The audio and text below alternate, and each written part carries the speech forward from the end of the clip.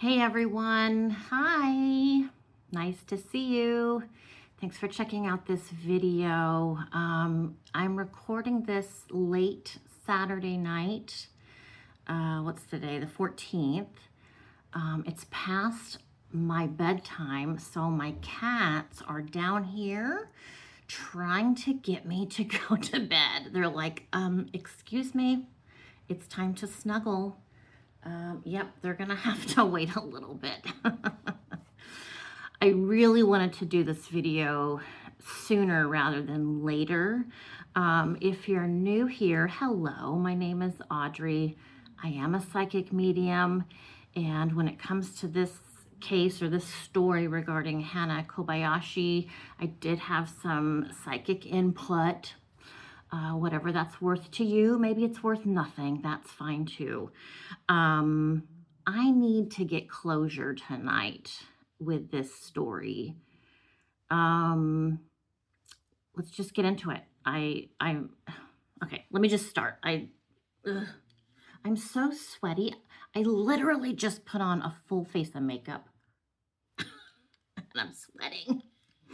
My hair's not done, but I have on makeup. Okay. So if you've been following this case, you know probably the gist of everything going on. So Hana has been found. We were told she is allegedly somewhere in Mexico. She's been in contact with her mom and her sister Sydney, and she's apparently with Aunt Lori. Remember Aunt Lori, the one who was out with Dad and posters, and she's been on all the major news networks calling for help and everything. Apparently, allegedly, she's with Aunt Lori. And also allegedly, Aunt Lori is also now estranged from the family. And why is that supposed to be shocking? It's not really shocking to me since I am estranged from my family. Best last couple years of my life, honestly.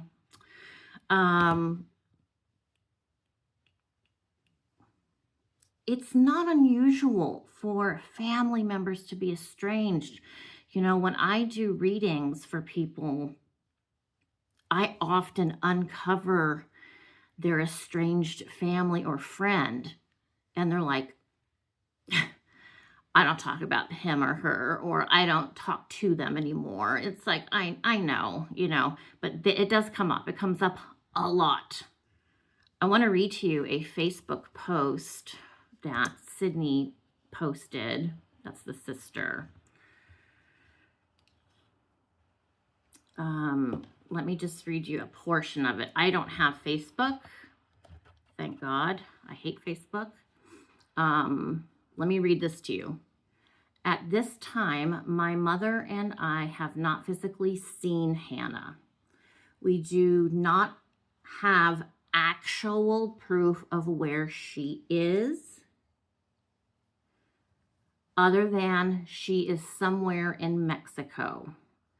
We have only spoken to her over the phone, and she was allegedly found safe with Lori.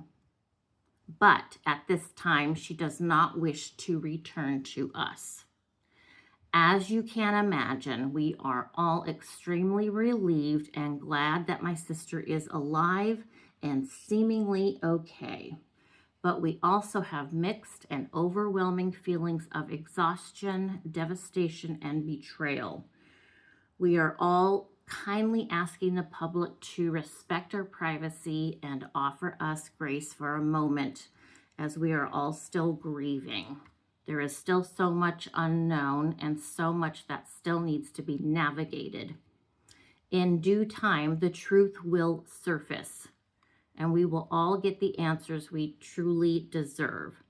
I stand by the choices I've made for my family, and we know where our hearts lie in this. I would never wish this type of experience upon anyone, especially not back to back. Thank you wholeheartedly to those who have consistently supported and helped us, unconditionally shown no judgment since day one, and stood behind us. We are all truly grateful for your support, love, and light. And that is from Sydney. I still feel she is under someone's control. I think she has been brainwashed. So if you've never known anyone or have experienced this kind of behavior yourself, it's totally unrelatable because it seems so weird. Like, why would you stay with this person, or why would you do this for this person? Why would you give them the money? Why would you, do whatever, fill in the blank? Because they're brainwashed. And I saw that from the very beginning. And as I mentioned, one thing I had mentioned right off the bat when this happened, and it was true, was there were people on the plane. The tricking, the abuse, it's abuse. It's emotional abuse, in my opinion, that Hannah has been put through.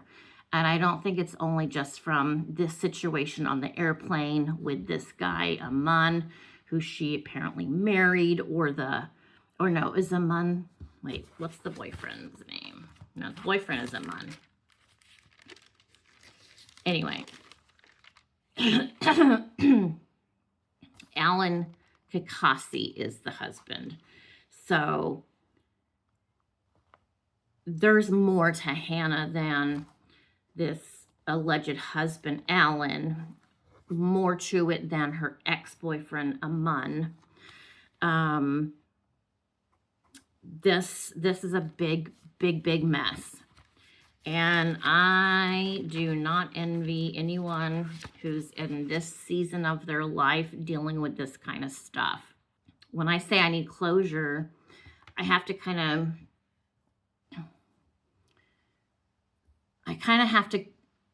go to a place where I can stop thinking about her and stop trying to figure out where she's at, if she's okay, what's happening today. I have to disconnect from her emotionally, spiritually, because as I've said, I can connect with people who are living just as I can with people who have passed in a different way, but still connecting.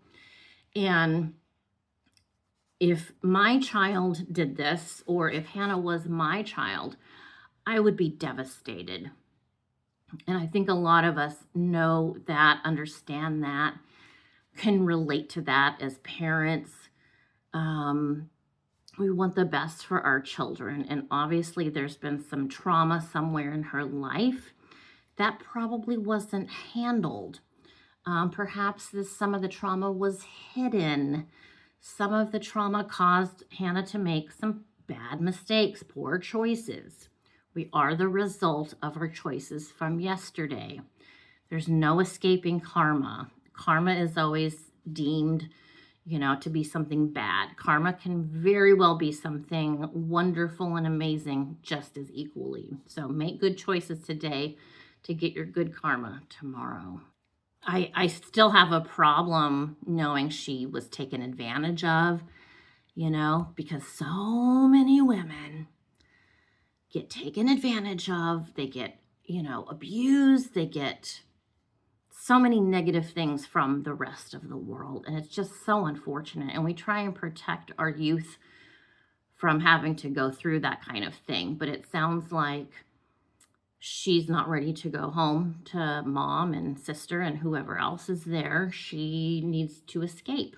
Sometimes escaping is good. Sometimes escaping is not good. Sometimes we got to stick it out, face the demons, face reality, and make a plan. You're 30 years old. You're so young. You're so young. You can start again. Start again. And I hope her Aunt Lori is really supporting her and giving her the right direction direction that will be helpful in a realistic way, and not making Hannah feel like she has to stay disconnected from her family or any friends in Hawaii or anywhere else.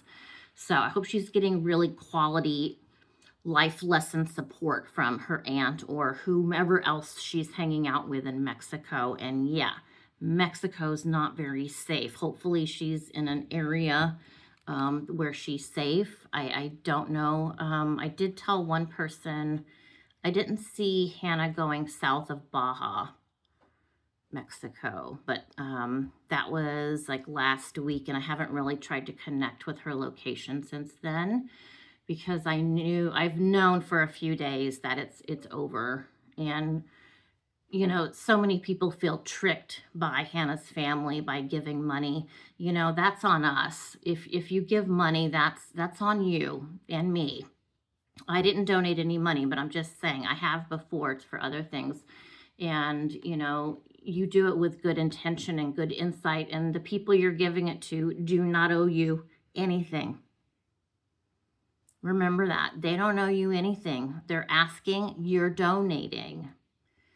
And I believe Sister Sydney said she did use some of the funds to support the dad's passing. And that's a whole nother thing. Now this is going to be something that Hannah's going to feel like she has to own, but it's not her responsibility. It's not her fault that her father took his own life. I think dad had his own set of demons. I can feel it. Even though I think he was a really good man, gentle, we all have seasons of our life where things are just not right and mistakes are made and feelings are hurt and all that. But that didn't need to happen. Dad did not need to do that. And I hope Hannah doesn't take on or feel like she needs to take on the death of her father. She shouldn't do that. You can't do that. And she should not let anyone else try and tell her that it's her fault. And if they do, well, you know what? That's even more reason to stay away. That's toxic, and it's awful. It's an absolutely awful thing that has happened. I'm not holding out any judgment. I mean, I do feel kind of caught off guard that, we were all so involved, and all of a sudden we were all completely cut off from the search for Hannah and the family as well. So it was a bit of a shock. It doesn't feel good because we made Hannah and her family a part of our daily life, trying to find her and look around, ask questions, research, and look up things, and be a community. And that's what we should be doing. And I don't want to say it was good while it lasted, because we all came together and got to know each other and spent time on YouTube together and stuff like that. But we got to walk away at this point and let go of Hannah. This is what I have to remind myself. She's not my daughter. But I do feel that in my heart. I feel as a mother of someone her exact age. It's terrifying. It's terrifying what she's going through. My daughter's been through stuff, but thank God has come out on, in a good place, but it's not overnight. So I hope you can stand with me and not diss the family or Hannah or anybody, and just accept the fact that there's not going to be any more involvement, and that, we can pray and meditate that Hannah and her family come back together and everyone's safe and happy and all that. But other than that, I'm done. And I wish them well. There's no hard feelings. Yeah. So I just really needed to get that off my chest before I go to bed tonight. So,